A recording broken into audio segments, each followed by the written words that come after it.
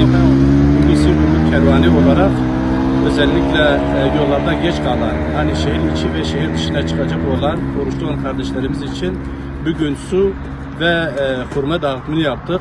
Rabbim bu hayırda emeği geçen herkesten razı olsun ve biz bundan sonra inşallah bu çalışmalarımız devam edecek.